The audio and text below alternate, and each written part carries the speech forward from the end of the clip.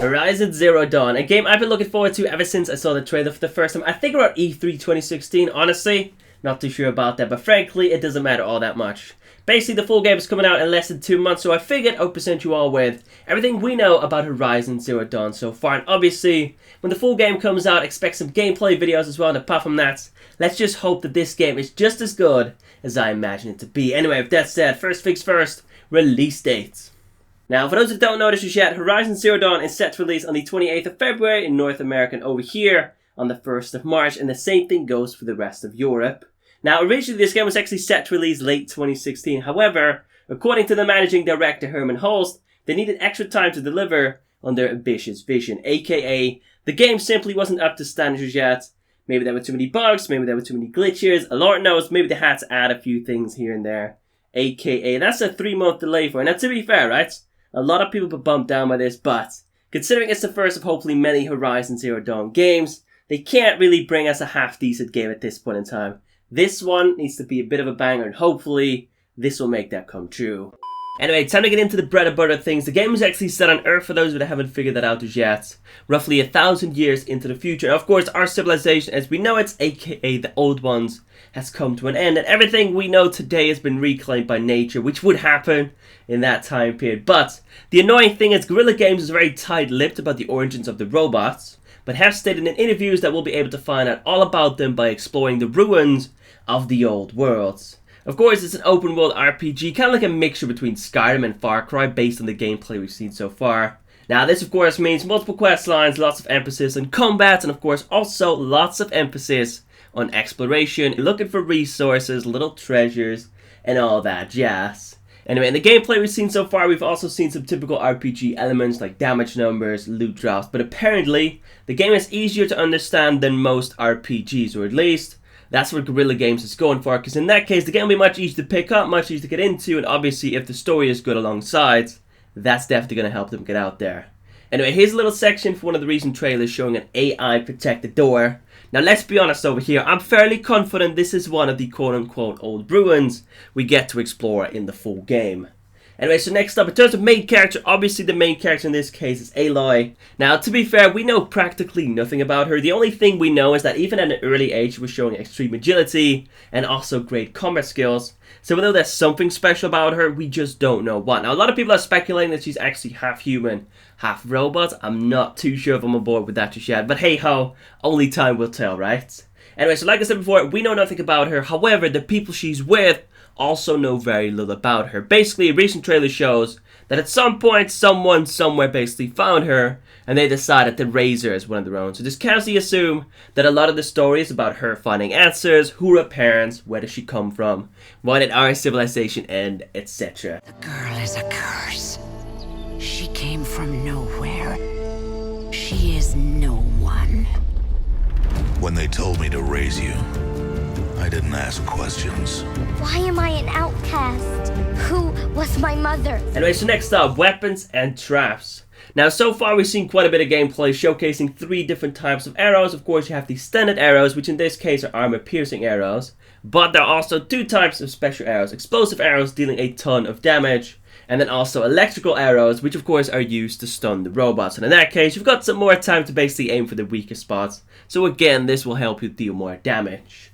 Anyway, so next up we have the Ropecaster, aka a very fancy looking crossbow that basically allows you to set explosive traps. And you can also use this one to tie down giant robots. Now, this thing is pretty simple. Obviously, it's just a fancy bow, so this one is self-explanatory. And then on top of that, she also has a spear for close range combat, because nothing says close range like a goddamn spear, right? I don't think we've seen a knife or anything like that so far, or a sword. We'll just have to wait and see how that pans out. Anyway, next up, crafting. Now, crafting is actually done on a weapon wheel similar to Far Cry Primal. Basically, it's instant and on the fly as long as you have the right items. Now, at this point in time, we know absolutely nothing about creating items like armor, but Guerrilla Games has stated that they want to avoid complicated menus. Of course, you can also buy and sell items to merchants. However, most items can be crafted if you have the right components. Very specifically stated most over here, and not all. Anyway, next up, machines.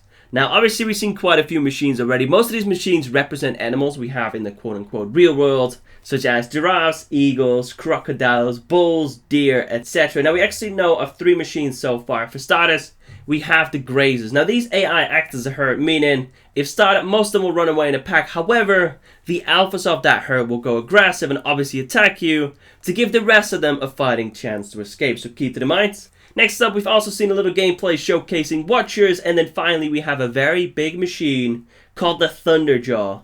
Now in order to beat this one, you actually have to destroy the armor plates, revealing weak points. Now obviously hitting these weak points will deal extra damage, sometimes up to 4 times as much. And some of the enemies, their weapons can also be used against them. As an example, over here Aloy basically shoots off the Thunderjaw's disc launcher, and then uses that disc launcher to destroy the armor in a much more efficient way. Now once defeated, every single machine will drop its own unique loot, just like in every single RPG ever. In this little clip right here, the Greys have got a canister on their back full of something called Blaze. And next up, this Watcher right here has got something called Flame Eye, which is actually used for crafting explosive arrows. Now just casually assume that Blaze is used for something similar, maybe even the exact same item, but we'll just have to wait and see how that pans out. Anyway, so next up, we've also seen metal scraps pop up pretty often. Now for those who don't know, metal scraps is actually a currency used in the world of Horizon Zero Dawn, so they're not completely useless. In fact, I would recommend you just pick it up at this point in time, especially when you just start playing, because in that case, you can buy yourself some better gear very early on. Next up, the user interface. Now, we've actually seen quite a bit of gameplay so far, so to be fair, this shouldn't be too difficult. For starters, of course, at the top we have a compass marking quests, and of course also current objects. Next up, large amounts of the game is actually based around stealth, and the faint circle just below the compass is a handy indicator to tell the player that Aloy is successfully concealed and able to launch silent takedowns. Top right is your XP bar, also showcase your level, pretty straightforward. Next up, your health is showcased in the bottom left, of course shaped in the form of an arrow, which basically fits the tribal theme.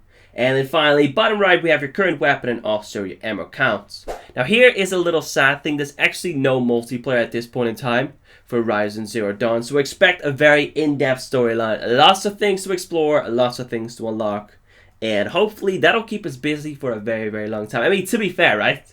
If it's anything like Skyrim, we can put hundreds and hundreds of hours into this game without getting bored, so we should be good to go. Anyway, so next up, in terms of pre-order bonuses, basically if you pre-order the standard edition, you'll get the Nora Machine Trapper Pack, aka a resource pack that includes modifications for your weapon and outfits, and resources for crafting ammo and traps. It doesn't say specifically what, but I reckon some of us will figure that out soon. And if you pre-order this game over at GameStop or EB Customers, honestly couldn't tell you what that is, we don't have it over here.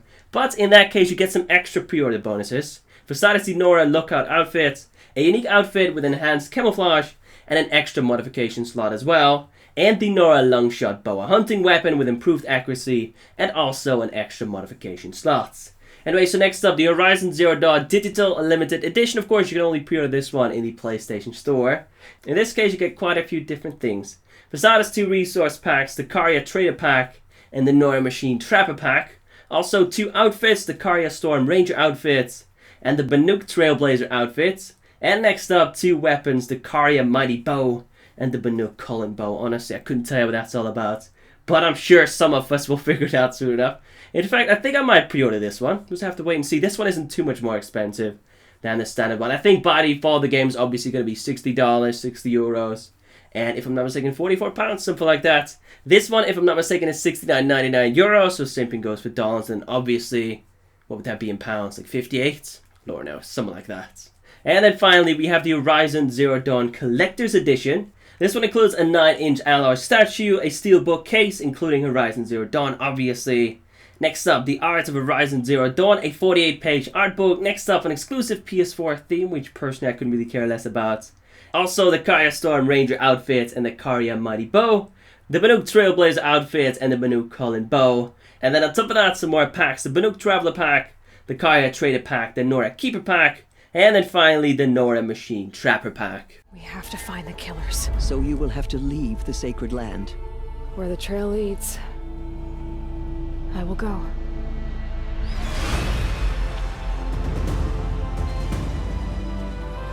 Now, on the 11th of this month, PlayStation actually uploaded a story trailer for Horizon Zero Dawn. Now, this trailer tells you a little bit more about the storyline itself. Basically, Aloy is trying to prevent the end of the world. This trailer also showcases one of the villains. However, it doesn't tell you anything about the reasoning behind taking over these robots.